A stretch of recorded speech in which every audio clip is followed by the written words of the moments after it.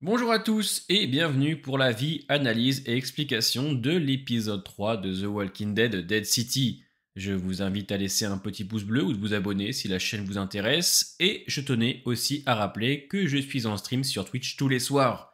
Ma chaîne est dans la description.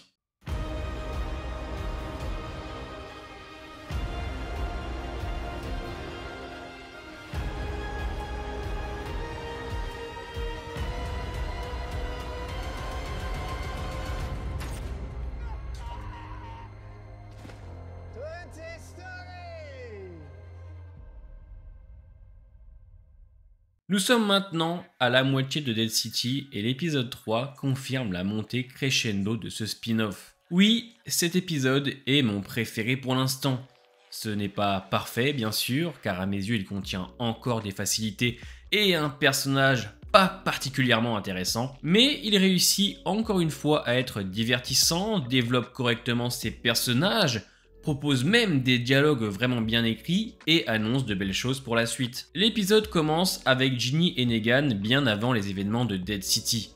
Ce sont donc des scènes flashback pour ajouter plus de profondeur dans la relation des deux personnages, afin que nous, téléspectateurs, puissions croire un peu plus en cette relation. Negan confirme que cela fait plusieurs mois qu'ils sont ensemble. Il essaie de lui trouver un endroit sûr, mais la petite Ginny n'a pas vraiment l'air de vouloir le quitter. En récupérant son sac sur le rôdeur, qui les a attaqués la nuit dernière, prouvant bien que la survie est rude, Ginny ouvre le sien pour montrer à Negan qu'elle a perdu sa peluche en forme de dino. Retour dans le présent maintenant, et Ginny se rendra donc à Manhattan grâce à une caisse en plastique, un passage digne de Fear the Walking Dead d'ailleurs. Et il va être là le plus gros souci de Dead City pour l'instant, je dis bien pour l'instant car les choses peuvent changer.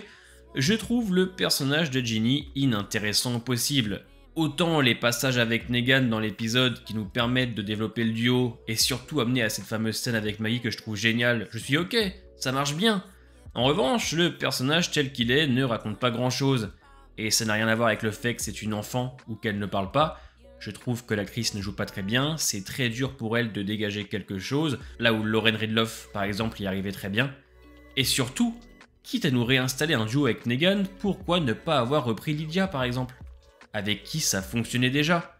Rappelez-vous en fin de saison 10, ces deux parias rejetés par les communautés, une parce qu'elle était la fille d'Alpha et l'autre parce qu'il était le tyran des saisons 7 et 8. Je suis d'accord avec la nouveauté, mais pour le moment, le personnage de Jenny est en fait le moins intéressant, bien qu'utile pour d'autres personnages.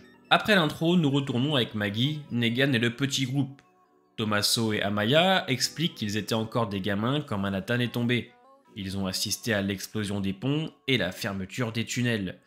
Le Croate aurait alors débarqué pour offrir une vie confortable à ceux qui le rejoindraient, mais après avoir refusé l'offre, le Croate se serait mis à les traquer. Maggie, en ayant beaucoup trop entendu, décide de quitter la conversation. Occasion pour moi de vous parler du petit groupe qui accompagne le duo depuis l'épisode 2. Vous connaissez aussi bien que moi les randoms de l'univers The Walking Dead, que ce soit dans Fear où ils n'apparaissent qu'un seul épisode, ou même des personnages comme Alden qui n'ont servi que 2 fois. Ce que j'aime avec les petits nouveaux, c'est qu'ils font partie intégrante de l'histoire. C'est eux qui guident Maggie et Negan, ils expliquent le background de la ville, comment ils font et comment faire pour survivre sur l'île de la mort, et comparé à beaucoup de personnages inutiles, eux au moins ne sont pas là pour rien. Ce sont les survivants de cet endroit, et la série nous le fait comprendre. Nous comprenons aussi comment le Croate arrive à entourer de rôdeurs le Madison Square Garden. Il utilise des voitures avec des enceintes pour les attirer tout autour du bâtiment. Dans cet échange entre Maggie, Negan et les autres survivants, plusieurs points vont s'éclaircir. Le Madison Square n'est pas accessible par la porte d'entrée ou même les égouts, puisqu'au tout début de l'apocalypse, les militaires y ont rassemblé un maximum de rôdeurs avant qu'ils ne soient eux-mêmes dévorés. Avec ça, Tommaso explique qu'il est un ancien prisonnier du Croate qui a réussi à s'évader. On sent que le Croate a vraiment fait mal à ce petit groupe. Maya aimerait pouvoir se venger, mais les autres s'y refusent encore. L'épisode mettra aussi en scène Pearlie Armstrong, qui comme nous va faire pour la première fois connaissance avec le Croate. Petite parenthèse, je ne sais pas si c'est vraiment la base principale du Croate, mais plutôt un endroit de divertissement pour lui et ses hommes. Essayant de l'amadouer, avec un repas et une petite musique dans une pièce plutôt conviviale, le Croate se présente et raconte qu'il travaillait sur la recherche d'énergie alternative, et que les morts sont sa plus grande ressource car il les utilise pour transformer le gaz en carburant liquide. Il explique qu'ici c'est un sanctuaire et que tout le monde est le bienvenu. Mais encore une fois, je pense qu'il a plusieurs bases réparties dans la ville de Manhattan. Malgré une apparence et un comportement plutôt normal, le Croate viendra exploser la tête de celui qui lui a servi de la viande avariée après lui avoir fait avaler la clé des menottes de Pearlie, montrant encore une fois tout le sadisme du personnage. Entre-temps, Tommaso va expliquer comment il a réussi à s'échapper, Maggie avouera au groupe que Negan est l'ancien chef du Croate, et le personnage de Luther continuera à être désagréable avec notre duo. Arrive maintenant une de mes scènes préférées, nous pouvons apercevoir Maggie qui ouvre une petite boîte, dedans se trouvent des photos souvenirs de sa famille disparue, Herschel, Bess, Glenn, peut-être même une photo d'elle et de sa mère. Un excellent moment plein de tristesse où seules des photos suffisent à raviver la douleur de Maggie et des spectateurs nous montrant toute la perte qu'elle a vécue depuis tant d'années. Negan comprend le chagrin de Maggie et lui apporte une casquette, habit que portait souvent Glenn Jr. Elle explique à Negan qu'elle a une relation assez compliquée avec son fils. Avec ça, elle rajoute que tous les gens qui comptaient pour elle sont à l'intérieur de cette petite boîte. Negan, lui, raconte ce qui s'est réellement passé avec Annie. Voulant aller en ville, Annie a été volée et battue. Negan a alors décidé de se venger, mais cela l'a poussé lui et sa famille à fuir, ce qui, je suppose, être les Marshals de New Babylon. Negan les a donc mis dans un train direction le Missouri, alors je ne sais pas d'où provient le train et surtout dans quel endroit Annie et Joshua sont aujourd'hui, mais il n'y a rien d'incohérent car souvenez-vous, en saison 11, le Commonwealth avait eux aussi des trains pour s'étendre. Donc je ne suis pas choqué d'apprendre qu'il en existe encore, surtout quand nous savons que la Civic Republic a elle carrément des métros. Un excellent passage puisqu'au-delà du superbe acting de Jeffrey Loren, j'aime énormément le travail sur Maggie. Nous appuyons encore une fois sur ses traumatismes, mais surtout pourquoi est-elle si en colère contre elle-même?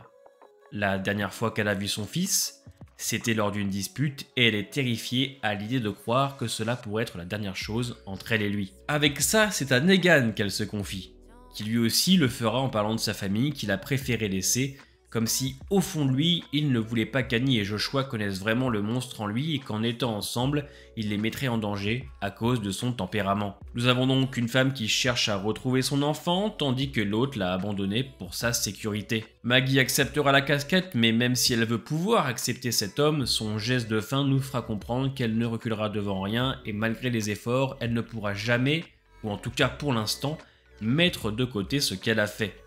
Alors oui, vous me voyez plusieurs fois utiliser le mot « pour l'instant » dans mes analyses. C'est normal parce que je juge un épisode par semaine. Il y a 6 épisodes dans cette saison.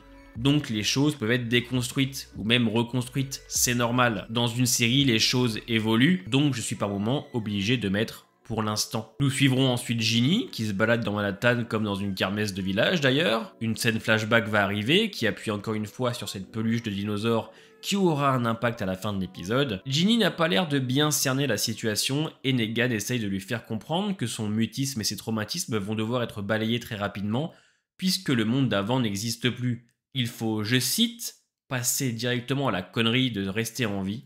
Des mots forts et surtout un instinct presque paternel de Negan se dégage de cette scène. Pendant une attaque de rôdeurs, Ginny perd sa peluche, une drôle de femme va alors la récupérer. Va ensuite arriver un autre super passage où l'épisode mettra en avant la différence du groupe de Tommaso et celle du Croate. D'un côté, nous voyons des personnages au visage fermé, prouvant que la survie est compliquée, mettant en évidence un objet qui leur tient à cœur, qui pourrait faire écho à la perte d'un être cher ou un passage symbolique de leur vie, un peu comme un bénédicité de l'Apocalypse. Et de l'autre côté, un Croate qui agite la foule.